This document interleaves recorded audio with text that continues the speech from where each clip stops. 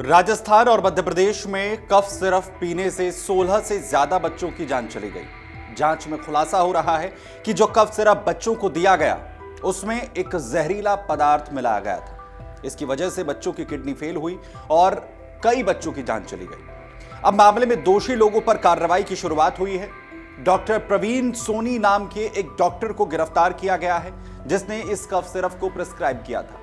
लेकिन सवाल यह है कि आखिर कफ सिरप में ऐसा क्या मिलाया गया जिससे इन बच्चों की जान चली गई और मासूम मौत की नींद सो गए। दरअसल जिस कंपनी के कफ सिरप पीने से बच्चों की जान गई उसका नाम कोल्ड्रिफ कफ सिरप बताया जा रहा है, जिसे तमिलनाडु में शेरसान फार्मास्यूटिकल्स नाम की एक कंपनी ने बनाया था। कंपनी ने इस कफ सिरप को मध्य प्रदेश और राजस्थान में सप्लाई किया था। घटना के बाद शुरुआती जांच में सामने आया कि कोल्ड्रिफ सिरप के जिस बैच को सप्लाई किया गया था, कंपनी ने उस बैच की जांच नहीं करवाई थी, जिसकी वजह से यह जहरीला सिरप बच्चों तक पहुंचा और इसके पीने से बच्चों की जान चली गई। लेकिन सबसे पहले सवाल यह कि आखिर ये कफ सिरप जहरीला कैसे हो गया। शुरुआती जांच में सामने आया है कि सिरप में डायएथिलीन ग्लाइकॉल यानी डीईजी नाम का एक पदार्थ मिलाया गया था जो जहरीला था। कुछ नमूनों में डीईजी की मात्रा मानक सीमा से कहीं ज्यादा पाई गई। जिन बच्चों ने यह सिरप पिया था उन्हें उल्टी, चक्कर और किडनी फेलियर जैसी गंभीर समस्याएं देखने को मिली। हालात ये हो गए कि कई बच्चों की इलाज के दौरान मौत हो गई। आखिर ये डीईजी यानी डायएथिलीन ग्लाइकॉल क्या है, ये आपको बताते हैं। सवाल उठता है कि जब डायएथिलीन ग्लाइकॉल डीईजी जहरीला होता है तो इसे दवा में आखिर क्यों मिलाया गया। असल में दवाओं में एक लिक्विड की जरूरत होती है जिसे सॉल्वेंट कहते हैं। इसका काम होता है दवा के दूसरे रासायनिक पदार्थों को घोलकर एक सिरप का रूप दे देना। इसके लिए आमतौर पर ग्लिसरीन या फिर प्रोपाइलीन ग्लाइकॉल का इस्तेमाल किया जाता है और इसे सुरक्षित माना जाता है। लेकिन कई बार कुछ घटिया या लालची निर्माता कंपनियां लागत कम करने के लिए जो सस्ते विकल्प हैं उन्हें तलाशती हैं और इसी लालच में वे डीईजी जैसे सस्ते रसायन का इस्तेमाल कर लेती हैं जो इंजन ऑयल और ब्रेक फ्लूइड के तौर पर भी इस्तेमाल किया जाता है। डीईजी शरीर में जाकर धीरे धीरे जहर का काम करता है और किडनी को नुकसान पहुंचाता है, जिससे पेशाब बनना बंद हो जाता है और शरीर में जहर फैल जाता है।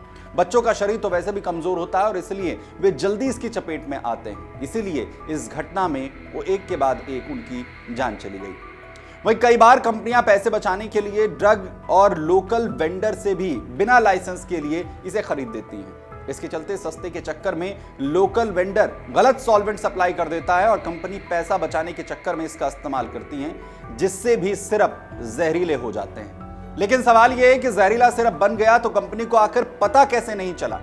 दरअसल किसी भी दवा को बनाने के लिए कंपनी को कड़े नियमों का पालन करना होता है और दवा को कई जांचों से गुजरना पड़ता है। लेकिन दवा जांच करवाना भी एक खर्चीला प्रोसेस है, जिससे पैसे बचाने के लिए कई बार कंपनियां बैच की जांच तक नहीं करवाती हैं, जिसकी वजह से जहरीली दवा बच्चों तक पहुंच जाती है। और शुरुआती जांच में सामने आया है कि जिस कोल्ड्रिफ सिरप को बच्चों को दिया गया उसके बैच की भी जांच नहीं करवाई गई थी। वहीं जिस डायएथिलीन ग्लाइकॉल डीईजी का इस्तेमाल किया गया उसका इस्तेमाल आखिर कहां कहां पर होता है यह भी जरा जान लीजिए। दरअसल डायएथिलीन ग्लाइकॉल गंध और रंग रूप में बिल्कुल प्रोपाइलीन ग्लाइकॉल जैसा होता है, जिसका इस्तेमाल आमतौर पर कंपनियां सिरप के अंदर करती हैं। लेकिन फर्क सिर्फ यह है कि यह जहरीला होता है जबकि प्रोपाइलीन ग्लाइकॉल बिल्कुल सुरक्षित होता है। वहीं डीईजी का इस्तेमाल ब्रेक ऑयल, जो गाड़ियों का ब्रेक ऑयल होता है, उसमें इस्तेमाल होता है। इंजन कूलेंट में इसका इस्तेमाल होता है। प्लास्टिक और रबर बनाने में, पेंट बनाने में, वार्निश बनाने में इसका इस्तेमाल होता है और यहां तक कि इंक और रासायनिक जो घोल होते हैं उसे बनाने में भी डीईजी का इस्तेमाल किया जाता है, जो बच्चों के कफ सिरप में मिला और उनकी जान चली गई। अब आखिर में आपको यह भी बता देते हैं कि आखिर अब क्या कदम उठाए जा रहे हैं। केंद्र सरकार ने इस घटना के बाद सभी राज्यों को चिट्ठी लिखकर कहा है कि वे अपने यहां पर बिकने वाले सिरप और दवाओं की गुणवत्ता परीक्षण दोबारा से करवाएं। भारत सरकार ने भी दवा उद्योग को यह चेतावनी एक बार फिर से दी है कि अगर किसी कंपनी ने मानक और नियमों का पालन नहीं किया तो उसका लाइसेंस रद्द कर दिया जाएगा, सख्त कार्रवाई की जाएगी। वहीं मध्य प्रदेश सरकार ने बच्चों की मौत मामले के बाद एसआईटी यानी स्पेशल इन्वेस्टिगेशन टीम बनाकर जांच शुरू की है। राजस्थान में स्वास्थ्य विभाग ने अस्पतालों और दवा दुकानों से सिरप के सैंपल लेकर उन्हें जांच के लिए भेज दिया है। उधर एनएचआरसी ने दोनों राज्यों की सरकारों से कहा है कि वे मृतकों के परिवारों को उचित मुआवजा दें और यह सुनिश्चित करें कि भविष्य में ऐसी कोई लापरवाही दोबारा ना हो।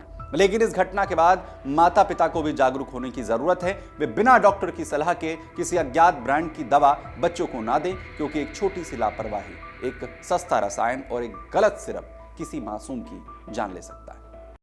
अगर आप ये वीडियो YouTube पर देख रहे हैं तो हमारे चैनल को सब्सक्राइब कर बेल आइकन दबाएं और Facebook पर देख रहे हैं तो हमारे पेज को लाइक करें।